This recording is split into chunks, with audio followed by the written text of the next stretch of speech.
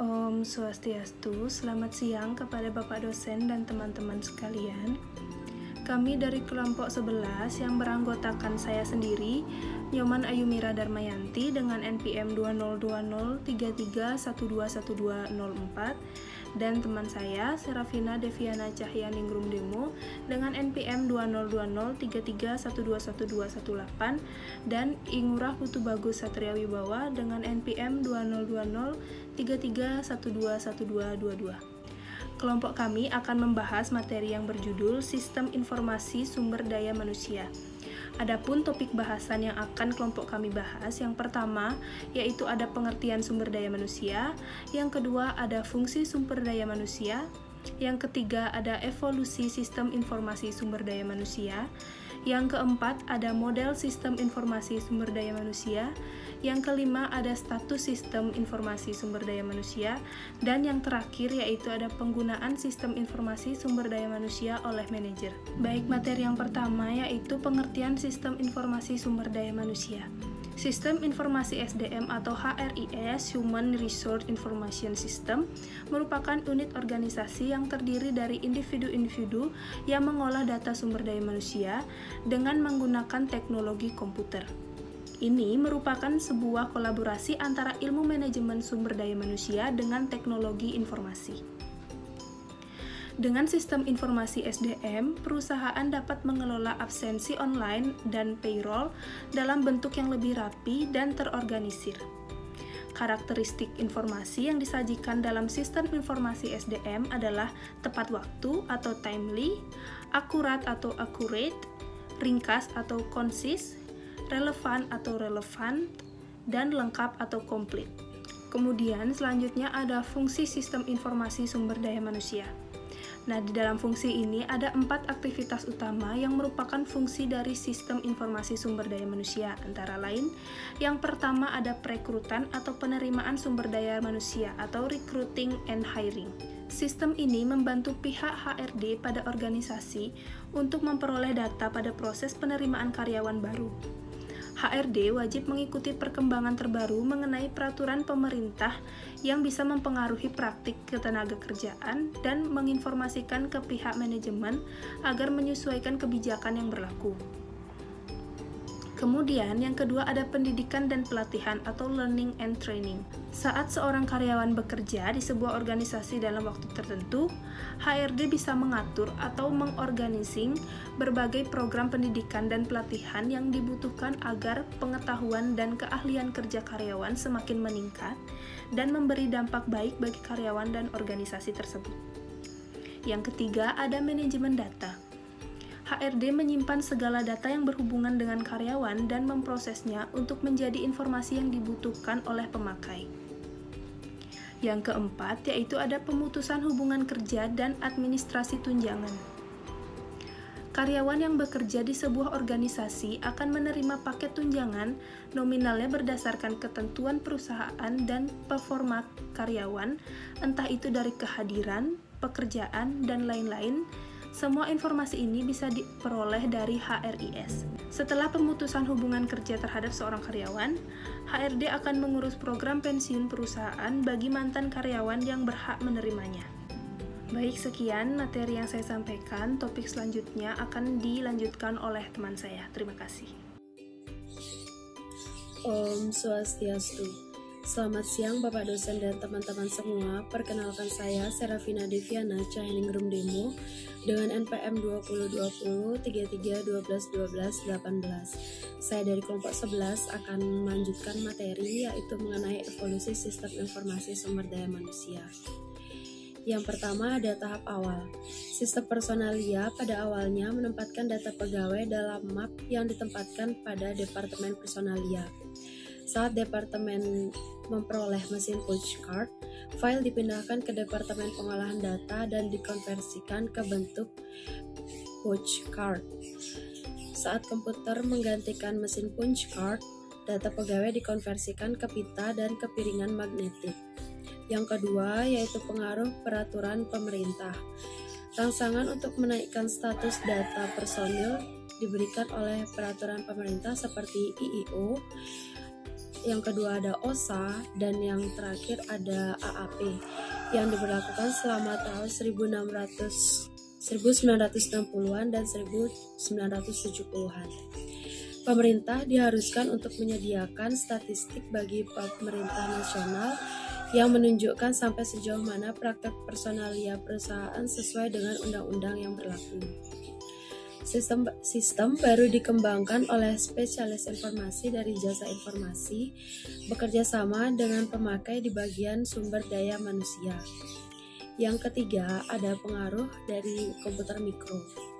Saat komputer mikro muncul, sistem informasi sumber daya manusia mulai dipasang dalam areanya. Beberapa digunakan secara berdiri sendiri atau standalone, beberapa dibuat dalam bentuk jaringan untuk membentuk LAN, dan beberapa dihubungkan dengan fasilitas komputer sentral perusahaan. Baik, materi selanjutnya yang akan saya jelaskan yaitu mengenai model sistem informasi sumber daya manusia. Model sistem informasi sumber daya manusia ini dapat dilihat dari dua segi, yaitu yang pertama sistem informasi sumber daya manusia dari segi input. Sistem informasi sumber daya manusia dalam segi input terdiri dari 3 subsistem. Yang pertama yaitu subsistem CA atau sistem informasi akuntansi, yang dimana menyediakan data mengenai akuntansi bagi HRIS. Jadi akan ada database yang berisi informasi lengkap mengenai sumber daya manusia, baik itu mengenai berkaitan dengan keuangan ataupun non-keuangan. Yang kedua, subsistem penelitian sumber daya manusia, yaitu mengumpulkan data melalui proyek penelitian khusus seperti penelitian suksesi, analisis dan evaluasi jabatan, dan yang terakhir penelitian keluhan. Yang ketiga ada subsistem intelijen sumber daya manusia, yaitu mengumpulkan data yang berkaitan dengan sumber daya manusia organisasi, dan meliputi yang pertama intelijen pemerintah, yaitu pemerintah menyediakan data serta informasi agar perusahaan dapat menerapkan segala peraturan mengenai ketenaga kerjaan. Yang kedua, intelijen pemasok. Pemasok menyediakan data dan informasi untuk perekrutan karyawan. Dan yang ketiga, intelijen serikat pekerja, yaitu data dan informasinya digunakan dalam hal peraturan kontrak antara serikat pekerja dan perusahaan. Yang keempat, intelijen masyarakat global. Informasi yang menjelaskan tentang sumber daya manusia lokal seperti perumahan dan pendidikan. Informasinya digunakan untuk membuat karyawan dan komunitasnya dapat terintegrasi dengan baik. Yang kelima, yaitu intelijen masyarakat keuangan, yaitu data dan informasinya berisi tentang ekonomi untuk perencanaan personil. Yang terakhir atau yang keenam ada intelijen kompetitor, yaitu memberikan informasi mengenai praktik personalia dari perusahaan kompetitor dan mungkin informasi karyawan yang berpotensi direkrut oleh perusahaan itu sendiri. Yang kedua ada sistem informasi sumber daya manusia dari segi output. Sistem informasi sumber daya manusia dari segi output ini terdiri dari 6 subsistem, yaitu yang pertama subsistem perencanaan kerja, yaitu informasi yang digunakan manajer untuk proses perencanaan kebutuhan karyawan dalam waktu jangka pendek dan jangka panjang. Informasi ini juga digunakan untuk menganalisis perputaran tenaga kerja beserta anggaran biayanya. Yang kedua, subsistem perekrutan, informasi untuk pengadaan karyawan baik secara internal maupun eksternal yang biasanya berupa market karyawan, jadwal wawancara, perekrutan, dan analisisnya.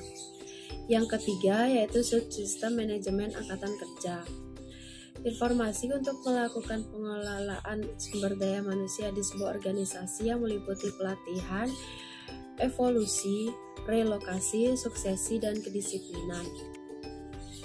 Yang keempat ada subsistem tunjangan, yaitu informasi mengenai upah ataupun gajian dan kompensasi yang biasanya berkaitan dengan kehadiran dan jam kerja. perhitungan upah atau gaji dan bonus, serta analisis kompensasinya. Yang kelima ada subsistem benefit. Benefit berbeda dengan kompensasi. Benefit salah satunya adalah data pensiun, di mana memberikan manfaat tambahan bagi karyawan. Yang terakhir atau yang keenam ada subsistem pelapor lingkungan. Informasi mengenai keluhan karyawan seperti kecelakaan kerja, kesehatan, dan juga lingkungan kerja. Baik, sekian yang dapat saya sampaikan. Materi selanjutnya akan dijelaskan oleh teman saya. Om Swastiastu.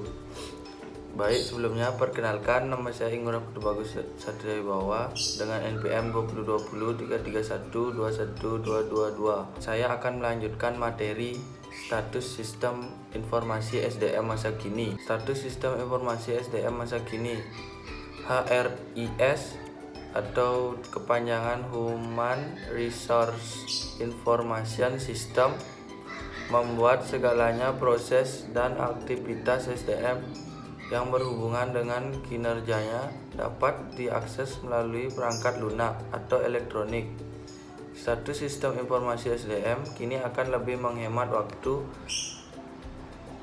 dan menghemat pengeluaran biaya untuk tenaga ahli SDM. Selain itu, data-data yang dikelola dalam SIMSDM akan lebih terjamin keamanannya serta memudahkan para karyawan untuk mengakses informasi terkait jadwal kinerja, proyek yang harus dikerjakan, dan upah kerjanya masing-masing. SDM dapat memiliki status fungsional yang sama seperti pemasaran, manufaktur, keuangan, dan SI. Status fungsional merupakan suatu konsep mengenai kemampuan individu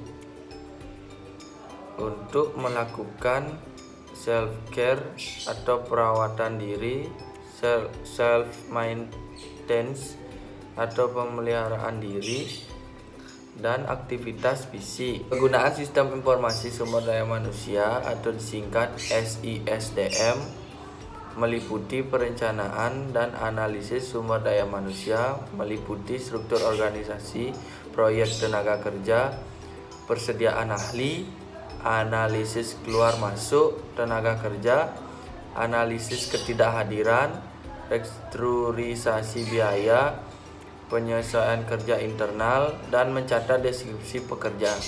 2. Hubungan tenaga kerja dan buruh meliputi biaya negosiasi, penggabungan, penyimpanan data, pemeriksaan hasil penelitian tingkah laku, analisis wawancara keluar, dan sejarah pekerjaan tenaga kerja.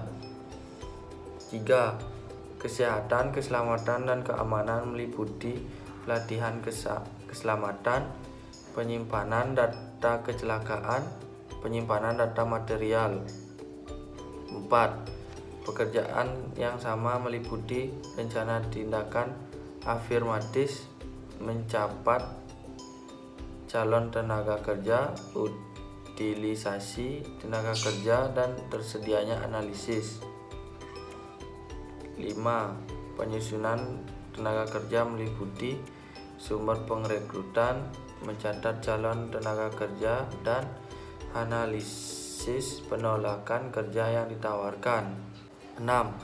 Pengembangan sumber daya manusia meliputi profil pelatihan tenaga kerja, penilaian kebutuhan pelatihan, keberhasilan perencanaan, dan ketertarikan karir dan pengalaman. 7. Kompensasi dan manfaat meliputi struktur pembayaran upah, biaya, upah atau gaji, administrasi, manfaat yang fleksibel, penggunaan liburan, dan analisis pengguna manfaat. Baik, sekian materi yang dapat kelompok kami sampaikan. Mohon maaf apabila ada salah kata. Terima kasih. Om Santi Santi Santi Om.